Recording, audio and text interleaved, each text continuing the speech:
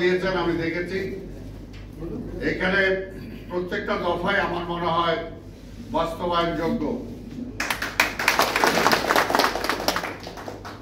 আপনারা যে কয়টা দফা দিয়েছেন সবগুলোই আমার মনে হয় আলোচনার সাপেক্ষে এগুলো কিভাবে বাস্তবায়ন করা যায় সেগুলো আমরা রাষ্ট্রের দায়িত্বে আসলে অবশ্যই আমরা চেষ্টা করব।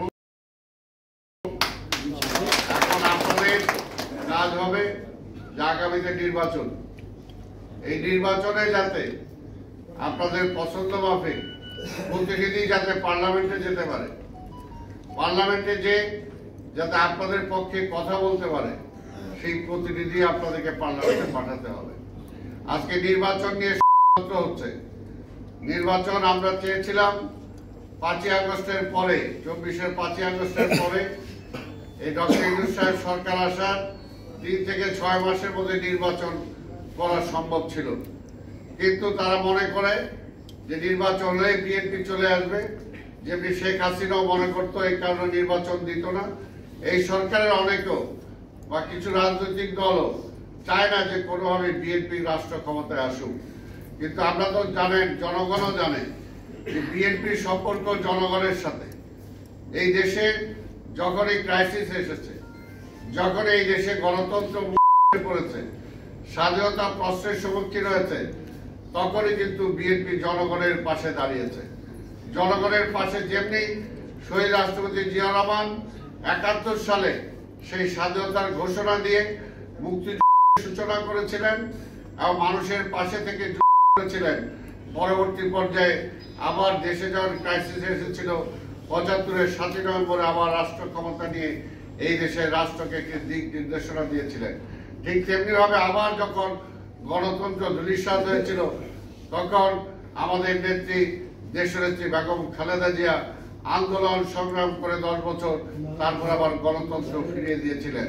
ঠিক তেমনি জানেন যে আমাদের নেতা তারেক রহমান গত 17টা বছর ধরে আজকে আন্দোলন সংগ্রাম করে যাচ্ছেন গণতন্ত্রকে ফিরিয়ে আনার জন্য, স্বাধীনতাকে রক্ষা করার জন্য, মানুষের মৌলিক অধিকার ফিরিয়ে দেওয়ার জন্য। তাই আমরা বিশ্বাস করি যত দ্রুত একটা নির্বাচন হবে, একটা নির্বাচিত সরকার আসবে, একটা নির্বাচিত সরকার আসলেই আপনাদের এই সমস্ত দাবি দেওয়া সহ আরো যে সমস্ত সমস্যা আছে সেই সমস্ত সমস্যার সমাধান করা সম্ভব হবে। নির্বাচিত সরকার আজকে রাষ্ট্রের যে সমস্যা, অর্থনৈতিক যে অবস্থা, আজকে দেখেন কোনোভাবেই কিন্তু রাষ্ট্র চলছে না। আজকে অর্থনৈতিক অবস্থা দিন দিন কিন্তু আজকে খারাপের দিকেই যাচ্ছে, বেকার সমস্যা বাড়তেছে, নতুন কোনো ইনভেস্টমেন্ট হচ্ছে না, নতুন কোনো মিল কলকারখানা হচ্ছে না, নতুন কোনো চাকরির সুযোগ হচ্ছে না। এটা যদি না হয় তাহলে একটা রাষ্ট্র কিভাবে সামনের দিকে যাবে? এইভাবে যদি আর কিছুদিন চলে বাংলাদেশ বুক থুবড়ে পড়ে যাবে, আর একটা দুর্ভিক্ষের দিকে এই দেশটা চলে যাবে। তাই যারা আজকে নির্বাচন নিয়ে টালবাহানা করছে, আমরা বলবো যারা নির্বাচন চায় না, যারা নির্বাচন পেছাইতে চায়, তারা অন্তত আমরা বলবো যে তারা ভারতের পক্ষেই তারা কাজটা করছে, এটা অন্তত আমরা বলতে বাধ্য। তাই আজকে বলবো আপনাদের দলিল লেখক সমিতি যে আজকে দলিল লেখক সমিতি আপনারা যে আন্দোলন করছেন, আমি বলবো আন্দোলন করতেই হবে। আন্দোলন করা ছাড়া, দাবি দেওয়া ছাড়া কিন্তু কেউ শুনে না। কারণ আপনাদের দাবিটা কি আছে এটা তো রাষ্ট্র জানতে হবে, দেশ চালায় তাদেরকে জানতে হবে এবং সেটা নিয়ে তাদের সাথে কথা বলতে হবে।